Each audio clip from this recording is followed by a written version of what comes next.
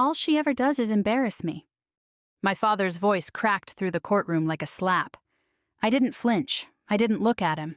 I kept my hands folded, palms flat against my knees. The judge leaned forward, elbows on the bench, eyes fixed on my father. His voice was calm, almost gentle. "Sir, you truly don't know, do you?" The room shifted. My father's lawyer froze mid-motion, papers half raised. Color drained from my father's face. "Wait," he said, blinking hard. "What do you mean? What don't I know?" I had imagined this room 1,000 times. Not because I wanted to win, not because I wanted him humiliated, but because I knew sooner or later the truth would have to stand on its own feet. The Portsmouth County Courthouse smelled like floor wax and old paper, the kind of place where voices automatically lowered themselves as if the walls remembered every secret ever spoken inside. Wooden benches creaked softly as people shifted. Somewhere behind me, someone cleared their throat. I kept my eyes forward. 2 days earlier, I had been kneeling in my small front yard outside Norfolk, trimming back weeds that had grown wild along the fence line. My knee had started to ache the way it always did when the weather was about to change. Knox, my old German shepherd, lay nearby in the shade, his breathing slow and uneven, one ear twitching at every passing sound. That was when the envelope arrived. Cream-colored, thick paper, county seal in the corner. I recognized it instantly, even before I opened it. Portsmouth Family Court. I wiped my hands on my jeans and slit the envelope open with my thumb. The words inside blurred for a second, then sharpened in a way that made my chest feel hollow. Petitioner Thomas Hale. Respondent Rebecca Hale. My father was suing me. Not for money, not exactly. It was about family reputation, about control of assets tied to my grandfather's name, about protecting the dignity of the Hale legacy. Words like abandonment and unfitness were underlined in neat legal type. I laughed once, a short dry sound that startled Knox awake. "Well," I muttered, folding the papers, "that's one way to start a conversation." It had been 11 years since I'd left home. The last time I saw my father, he'd been standing in the driveway, arms crossed, jaw locked, telling me I was throwing my life away. "We don't do that kind of thing," he'd said. "Marching off airing family business in public. People will talk." I had been 22, already committed, my orders folded carefully in my pocket. I remember thinking even then that he wasn't worried about my safety. He was worried about how it would look. I carried the summons inside and set it on the kitchen table. Knox limped over and rested his heavy head against my thigh. I scratched behind his ears, feeling the familiar calm settle in. "I guess we're doing this," I told him. That night I didn't sleep much. I brewed coffee and sat at the table long after midnight, staring at the paperwork. The language was cold, distant, like it was describing strangers instead of a father and daughter. Outside, cicadas buzzed in the darkness, relentless and loud. I thought about all the things I hadn't told him over the years, not because they were secrets, but because he never asked. I opened the old Navy chest in the corner of my bedroom. It still smelled faintly of metal and oil and salt water. Inside, my uniform lay folded with care, medals wrapped in cloth, a flag folded tight into a perfect triangle. I hadn't worn the uniform in years, not since I came home for good. I ran my fingers over the fabric, then closed the lid. The next morning I called the clerk's office. "Yes, ma'am," she said politely. "Your father has filed a petition asserting that your continued absence and conduct have caused reputational harm, and that he should be granted authority over the Hale family property." "Conduct," I repeated quietly. "You'll need to appear in person if you wish to contest it." "I will," I said, and meant it. The drive to Portsmouth took less than an hour, but it felt longer. The air was thick with late summer humidity, the kind that clings to your skin. I passed the old diner where my father used to take us on Sundays. He'd sit in the booth, coffee steaming, telling anyone who would listen about his work, his values, his name. He never mentioned me. I parked outside the courthouse early. The brick building looked smaller than I remembered, its flag hanging limp in the still air. A janitor swept the steps, pausing when he saw me approach. "Morning," he said, his eyes flicking briefly to the ribbon bar on my chest. "Morning," I replied, returning his nod. Inside, the hallway buzzed with low conversation. Lawyers shuffled papers, families whispered. When I took a seat near the back, I felt eyes on me, not hostile, just curious. A woman in uniform always draws attention in places like this. When the clerk called our case, my father was already standing. He looked older than I remembered. His hair had gone gray, but his posture was still rigid, his suit pressed sharp. My mother sat beside him, pearls at her throat, hands folded tightly in her lap. She didn't look at me. "All rise," the bailiff called. The judge entered, an older man with a lined face and steady eyes. He glanced at me, paused, then took his seat. My father's lawyer began, his voice confident, rehearsed.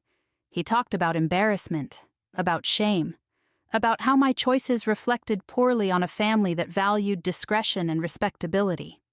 "All she ever does," my father interrupted, unable to help himself, "is embarrass me." That was when the judge leaned forward. And that was when everything changed. The judge raised a hand, not sharply, just enough to still the room. "Mr. Hale," he said, "measured and calm, you'll have your opportunity to speak. Please allow your counsel to proceed." My father exhaled through his nose and sat back, jaw tight. His lawyer cleared his throat and adjusted his tie, launching back into the argument as if nothing unusual had happened. They painted a picture of me that barely resembled a person. I was described as distant, unreliable, a daughter who had chosen spectacle over substance, service over family, a woman who had, in my father's words, forgotten where she came from. I listened without reacting. Years of training had taught me how to separate noise from meaning. Most of what he said was noise. As he spoke, my mind drifted back to the first time I realized my father cared more about perception than truth. I was 13. We were at a church fundraiser, the kind with folding tables and lukewarm coffee. I'd won a small academic award that year, nothing flashy, just a certificate and a handshake. When the announcer called my name, a few people clapped politely. Later, someone asked my father how his kids were doing. "Good," he said. "My son's starting varsity football this fall."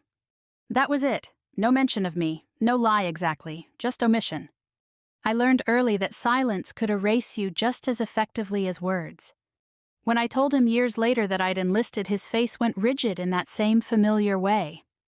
"You don't need to do this," he'd said. "People will think something's wrong if you leave like that." "People?" I asked. "Everyone," he snapped. "This town remembers things." I remember standing in the doorway that night, duffel bag at my feet, realizing he was less afraid of losing me than of losing control of the story he told about our family. The courtroom brought me back to the present with a scrape of a chair. My father stood again, unprompted. "She abandoned us," he said, pointing in my direction. "She left and never looked back. Missed holidays, missed funerals, and now she wants to stand here like she's better than us." "I never said that," I replied quietly. He turned toward me, eyes blazing. "You don't have to. You wear it." The judge's gaze shifted to me. "Ms. Hale," he said, "you may respond."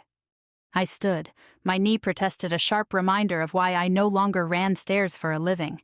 I kept my voice even. "I didn't abandon my family," I said. "I served my country. And I stayed away because I was told repeatedly that my presence was an embarrassment." A murmur rippled through the gallery. My mother's hands clenched in her lap. "That's not true," my father said. "I never—" "You told me," I continued, not raising my voice, "that what I did made people talk, that I made you look bad. I took you at your word." The judge nodded slowly. "Proceed." I explained the basics, where I'd lived, how I'd supported myself, how I'd remained connected to the family property through taxes and maintenance even when communication had stopped. My father's lawyer tried to interrupt, but the judge waved him off. "Let her finish." As I spoke, I noticed something subtle shifting. Not sympathy exactly, attention. People weren't looking at me like a spectacle anymore. They were listening. That unsettled my father more than anything else. "You think this is noble?" he snapped. "Showing up in uniform like that, making a scene." "I didn't come to make a scene," I said. "I came because you took me to court." He scoffed. "You didn't have to wear that." I met his eyes for the first time. "I didn't wear it for you." Silence settled, thick and uncomfortable. The judge scribbled something on his notepad. My father's lawyer shifted, glancing between his client and the bench, his earlier confidence draining away. As I sat back down, my thoughts wandered again unbidden. To nights overseas, sitting on the edge of a cot, writing letters I never sent. To holidays spent in places where the air smelled like dust and diesel instead of pine and turkey. To the quiet pride I'd learned to carry alone because sharing it only seemed to invite judgment. I thought of my grandfather, the only one who ever asked what I wanted instead of what I owed the family name. He'd been a quiet man, hands rough from work, voice steady. When he spoke, people listened not because he demanded it, but because he meant what he said. He used to tell me reputation fades, character doesn't. My father never liked that saying. The hearing paused briefly while the judge reviewed documents. The room buzzed softly with whispers. My mother finally looked at me, then really looked, her eyes searching my face as if trying to reconcile the person in front of her with the daughter she remembered. She didn't smile, she didn't frown, she just looked tired. When the judge spoke again, his tone had changed. "Mr. Hale, he said your petition relies heavily on claims of abandonment and reputational harm. Before we proceed further, I need to clarify something." My father straightened, sensing importance. "Yes, Your Honor." The judge folded his hands. "You've stated repeatedly that your daughter's actions have embarrassed you and the family." "That's correct." "And you're certain," the judge continued, "that you're fully aware of those actions?" My father hesitated, just a fraction of a second. "I know enough," he said. The judge leaned back, slightly studying him. "We'll see." My father's lawyer swallowed hard. I felt a strange calm wash over me. Not relief, not triumph. Just the steady certainty that comes when you've done all you can do and the rest is no longer in your control. Whatever my father didn't know, whatever he had chosen not to see, it was about to step into the light. And for the first time, I wasn't afraid of that. The judge called a short recess. People stood stretched, whispered.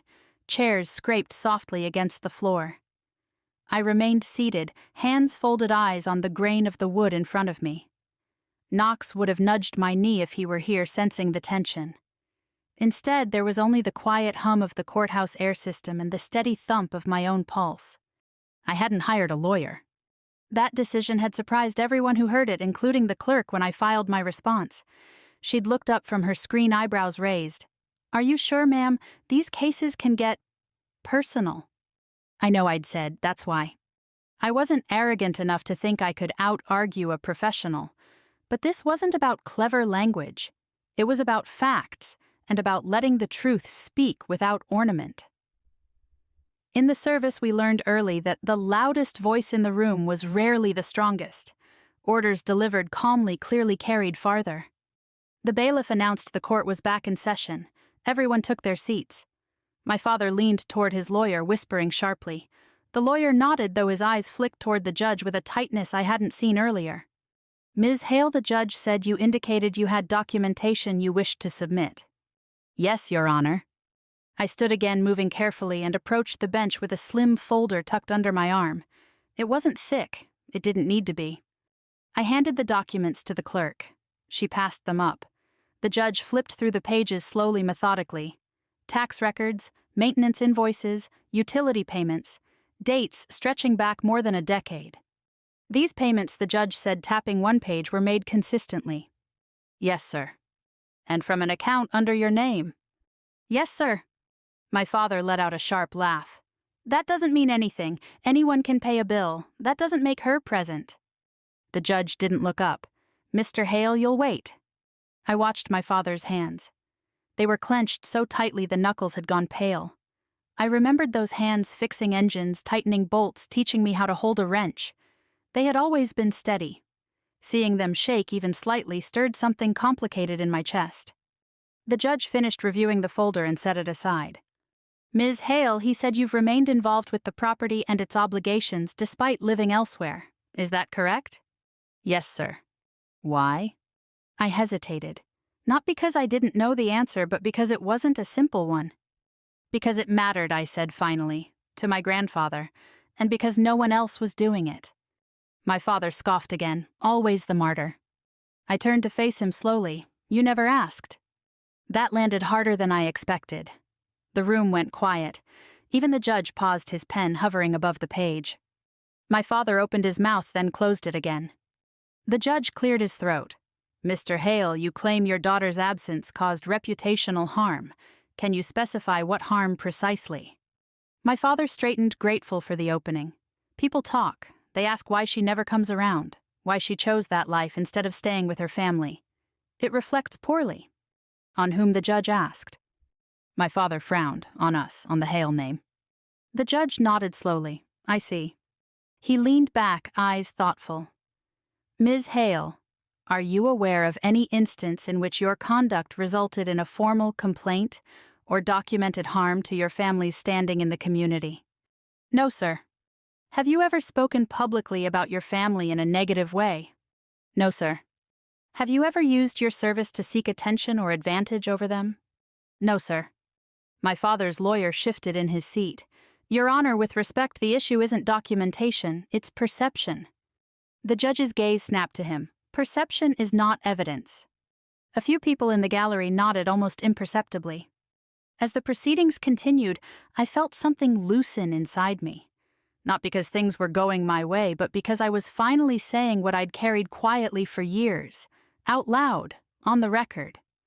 I thought about the nights I'd spent overseas, hunched over maps and logistics schedules, moving people and supplies through chaos. No one ever saw that work, no parades, no headlines, just a quiet understanding that if you did your job right, nothing went wrong. That had become my approach to family too. Fix what needs fixing, pay what needs paying, don't demand thanks. The judge shuffled his papers, then looked directly at my father. Mr. Hale, he said before we proceed, I need to ask you something. My father lifted his chin. Yes? Are you familiar with your daughter's service record? My father waved a dismissive hand. I know she enlisted. That's enough. The judge's eyes narrowed slightly. Is it? My father's lawyer inhaled sharply as if about to speak, then stopped himself.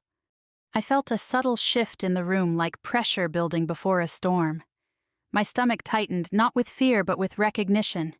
I knew that feeling.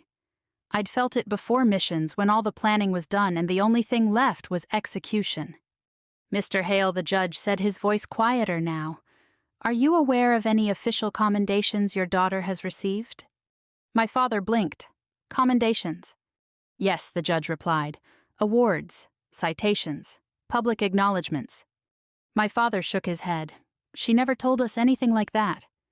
The judge looked at me briefly, then back at him. That, he said, is precisely the issue. My father's lawyer went very still. I sat down slowly, heart pounding, not from anticipation of victory, but from the weight of what was about to surface. I hadn't come here to expose anything. I hadn't planned a reveal. But I also hadn't hidden the truth. If my father had chosen not to know, that choice was no longer his alone. The judge closed the folder in front of him with a soft final sound. We'll address that shortly, he said. And in that moment I understood something my grandfather had tried to teach me years ago. You can't force someone to see you, but you can stop standing in the dark. The courtroom felt smaller after that. Or maybe it was just that everyone in it was leaning forward, now drawn toward whatever the judge was about to uncover. Even the old ceiling fan seemed louder, its slow rotation cutting through the silence. My father shifted in his chair. He tried to hide it, but I saw the telltale signs, the stiffening shoulders, the way his jaw worked, as if he were chewing on something bitter. Your Honor, his lawyer began. Carefully, my client's position has always been that... Counsel, the judge interrupted, raising a hand. I'll come back to you. He turned to me. Ms. Hale, earlier you stated you did not wear your uniform today to make a statement. Is that correct? Yes, sir. Why did you wear it? I took a breath. Not to steady myself, I was steady, but to choose the right words. Because it's the most honest thing I own, I said. It reminds me to stand straight when things are uncomfortable. The judge nodded once, as if that confirmed something he already knew. He reached to his right and pulled a thin file from a stack. Unlike the others, this one had a red tab on the corner. He opened it slowly, scanning the first page.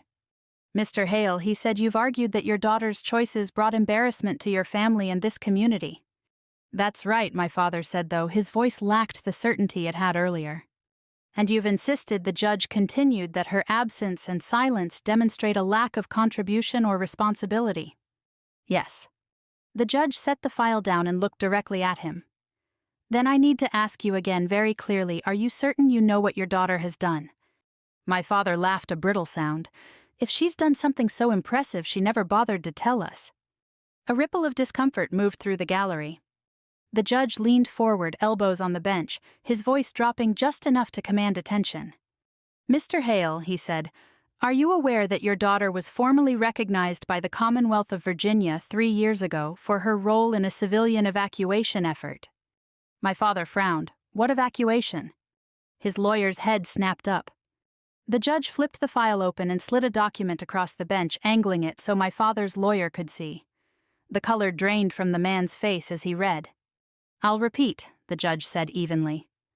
Are you aware that Ms. Hale served as the logistics lead for an emergency evacuation involving 47 civilians during Hurricane Elias, coordinating with state and federal agencies to bring them out safely? The room went utterly still. My father stared at the lawyer, then at the judge. That can't be right. The lawyer swallowed hard. Sir, he whispered, this is on the public record. I felt my chest tighten, not with pride, but with the strange ache of being seen in a place I'd never expected. The judge continued, his tone factual, not theatrical. Ms. Hale's unit was activated on short notice. Roads were impassable. Communications were unstable. She coordinated transport routes, medical access, and shelter placement. No lives were lost. My father shook his head slowly, as if trying to clear water from his ears. She never said anything about that. The judge's eyes softened just a fraction. That doesn't negate the fact that it happened. He turned to the gallery. Several of those evacuated were residents of this county, including, he glanced back at the file, the brother-in-law of one of our court clerks. A quiet gasp came from somewhere behind me. My father's lawyer lowered himself into his chair as if his legs had suddenly given out. My father's face had gone pale. His mouth opened, then closed again. Wait, he said hoarsely. You're saying? I'm saying, the judge replied gently, that while you were concerned about appearances, your daughter was quietly preventing funerals. The words hit the room like a dropped weight. My father turned toward me, eyes wide, searching my face for denial, for explanation, for something to anchor him. You did that? He asked. I met his gaze, not challenging, not apologetic, just honest. It was my job, I said. The judge let the silence stretch. He knew its value. Mr. Hale, he said at last, can you explain to the court how this constitutes embarrassment? My father's lips trembled. I didn't know. That much is clear, the judge said. He looked down at his notes, then back up. The court does not find evidence that Ms. Hale's actions harmed the family's reputation. In fact, he paused, choosing his words carefully. The evidence suggests the opposite. My father's lawyer cleared his throat weakly. Your Honor, we'd like to request a brief... Denied, the judge said calmly. We're past that. He turned back to me. Ms. Hale, you've shown restraint throughout these proceedings. I imagine it hasn't been easy. No, sir, I said. But you remained respectful, he continued. You let the facts speak. He looked at my father one last time. Sir, sometimes what embarrasses us isn't what our children do. It's what we failed to notice. My father slumped back in his chair. For the first time since I'd entered the room, I saw something other than anger on his face. Confusion, and something that looked a lot like regret. The judge tapped his gavel lightly, not to announce a ruling yet, but to bring the moment to a close. We'll proceed to the court's determination, he said. I sat down, hands trembling just a little now, not from fear but from the release of something heavy I'd carried longer than I realized. The truth had stepped into the light, and there was no taking it back. The judge didn't rush the ruling. He sat there for a long moment, reading, rereading, as if weighing more than just documents. The courtroom held its breath. Even the ceiling fan seemed to slow. My father stared straight ahead, eyes unfocused. The man who had once filled rooms with certainty now looked like he'd misplaced something essential and didn't know where to start looking for it. Before I issue a determination, the judge said finally, there are additional facts the court must place on the record. My father's lawyer lifted his head slightly, hope flickering for just a second, then fading as the judge continued. The evacuation Ms. Hale coordinated was not her only contribution relevant to this case. My father blinked. There's more. The judge nodded. Much more. He turned a page in the red-tabbed file. For the past 8 years, property taxes associated with the Hale family land have been paid on time, without exception. My father shifted. I know that. I've said we... Mr. Hale, the judge said gently, those payments were not made by you. Silence. They were made by Ms. Hale, he continued from her active duty account, and later from her disability pension after discharge. My father's mouth fell open. That's not possible.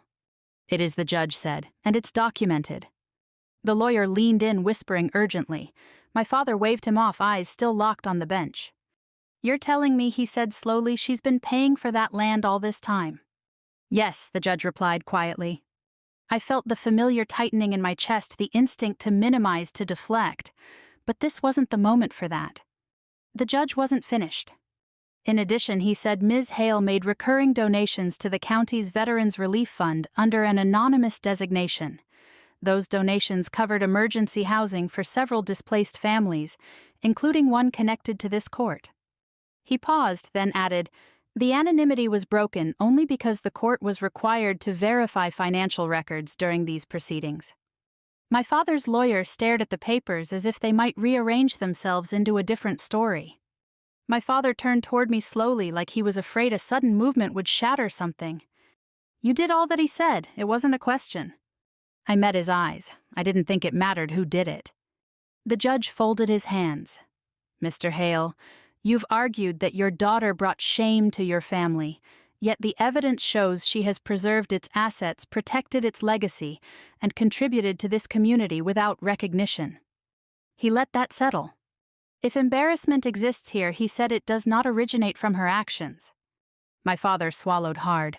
His shoulders slumped just a fraction. I'd never seen that before. I didn't know, he repeated, quieter now. No, the judge agreed. You didn't. Something in the room softened then. Not relief, something more fragile. Recognition. I thought of all the times I'd stood in silence while my father spoke over me about me for me. How I'd learned to let that silence become armor. Now it felt less like armor and more like a bridge I'd never known how to cross. The judge looked at me again.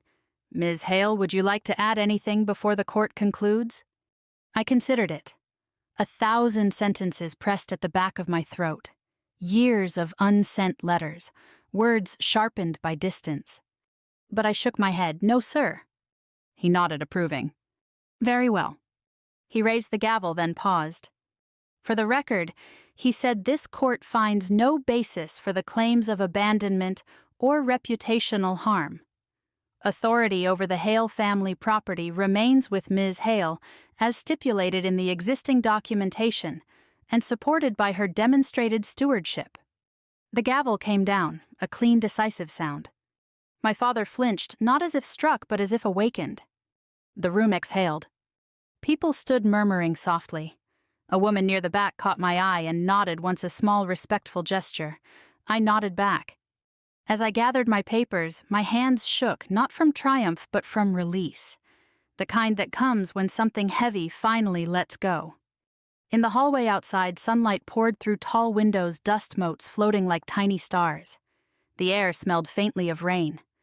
My father stood a few steps behind me. I felt him there before he spoke. Rebecca. He hadn't said my name like that in years. I turned. He looked older up close, smaller somehow. His eyes were rimmed red, though his voice stayed rough and guarded. You could have told me, he said. I considered that too, then answered honestly. You could have asked. He nodded once, a sharp, embarrassed motion. I didn't think you wanted us involved. I didn't think you wanted me. The words weren't cruel, they were simply true. He looked away, jaw tightening, then said quietly, I was wrong. It wasn't an apology, it wasn't even complete. But it was real. He turned and walked toward the exit, shoulders hunched, lawyer trailing behind him. I stood there for a moment, letting the courthouse sounds wash over me. Footsteps, voices, life resuming. Outside, the sky had darkened, clouds rolling in from the coast. I breathed deeply, the air cool and damp. I hadn't come to win. I'd come to stop the lie. And for the first time, the truth stood on its own. I didn't leave the courthouse right away. I stood near one of the tall windows in the hallway, watching rain begin to streak the glass in thin, uneven lines.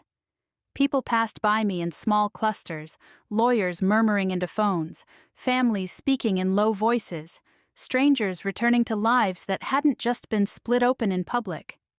A man in a faded veteran's cap paused as he walked by. He looked at me then, at the ribbons on my chest. "Thank you for your service," he said, simple and sincere. I nodded. "Thank you for yours." He smiled once and kept going. It still felt strange being seen like that. Not uncomfortable, just unfamiliar. Outside, the air smelled like wet pavement and salt drifting in from the harbor. I pulled my jacket tighter around myself and walked down the courthouse steps, my knee protesting with each careful movement. The rain had softened the edges of the city, turning sounds dull and distant. I stood under the overhang for a moment, letting the day settle. I hadn't won anything tangible in that room. No money, no praise. Just the right to keep what had always been mine, and the truth placed gently but firmly on the record. That felt like enough. I drove without thinking, letting muscle memory take over. Before I realized where I was going, I'd parked near the old naval yard, the one I'd shipped out from the first time. The gates were quieter now. The paint faded, but the smell of water and steel was the same. I sat in the car for a long time, hands resting on the steering wheel, listening to the rain drum softly against the roof. This was the part no one ever talked about. Not the courtroom. Not the recognition. The space afterward. The quiet that comes when the noise finally stops and you're left alone with what it cost. I thought about my father walking away, shoulders slumped, about the way his voice had cracked when he said my name, about how small I was wrong had sounded, and how heavy it still felt. When I finally drove home, Knox was waiting at the door tail, thumping weakly against the frame. He limped toward me, pressing his weight into my leg like he always did, grounding me in something solid and uncomplicated. "Hey, old man," I murmured, scratching behind his ears. "Miss me?" He huffed and leaned harder. I took off the uniform jacket and laid it carefully over the back of the chair. It felt different now. Not lighter, exactly, just quieter. That night I slept deeper than I had in weeks. The next morning, sunlight cut through the blinds in thin stripes across the kitchen floor. Knox padded in circles near his bowl, impatient. I brewed coffee and stood by the sink, staring out at the yard, at the fence I still needed to finish fixing. The phone rang around 9. "Ms. Hale," a woman's voice asked. "Yes." "This is the clerk from the courthouse. Judge Miller asked me to let you know the written decision has been finalized and filed. Everything remains as ruled yesterday." "Thank you," I said. "And thank him for his fairness." There was a pause. "My father served," she added softly. "He used to say the strongest people were the ones who didn't need an audience." I smiled. Sounds like a wise man. After I hung up, I sat at the table for a while, coffee cooling untouched in my hands. I wasn't sure what came next. For years, my life had been structured orders, timelines, objectives. Now there was just space. Around noon, I drove into town for supplies: paint, nails, replacement boards. On my way out of the hardware store, I saw my father's truck parked crookedly near the curb. He was leaning against it, arms crossed, staring at nothing in particular. I considered turning around. Avoiding him would have been easy, familiar. Instead, I walked over. "Didn't expect to see you here," I said. He glanced up, startled, then nodded. "Your mother needed light bulbs." Silence settled between us, not hostile, just awkward. "You didn't have to wear the uniform," he said finally. I met his gaze. "I know." He shifted his weight. "People talked." "I'm sure they did." He frowned, then sighed. "That's not what I meant." The words hung there unfinished. "I didn't know," he said again, quieter than before, "about any of it." I nodded. "I know." He looked at me, then really looked like he was trying to memorize something he'd missed. "You always were stubborn." I almost smiled. I learned from the best. That earned a short, humorless huff. "Well, he said pushing off the truck I should go." "Yeah." He hesitated, then added, "Your mother. She wanted me to tell you dinner's Sunday.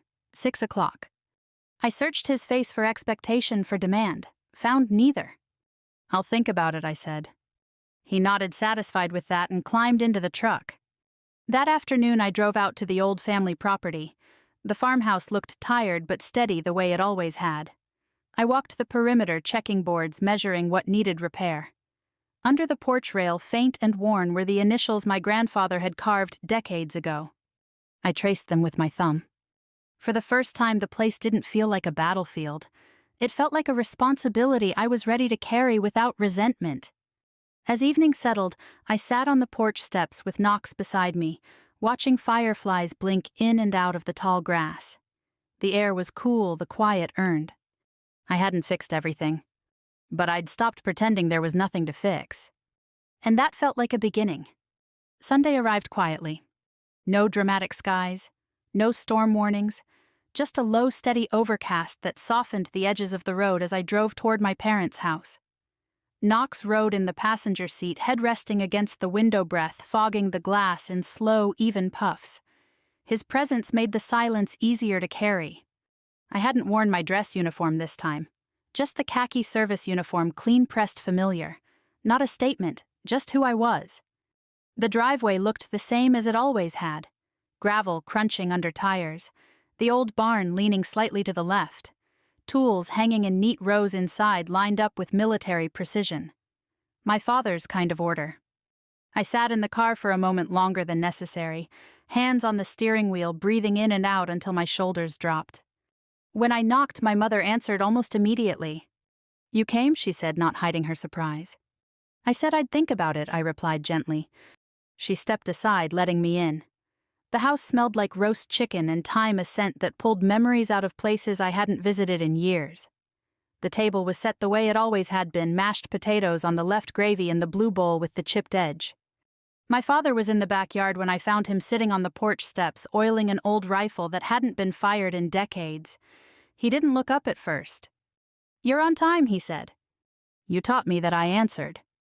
He nodded once, accepting the truth of it.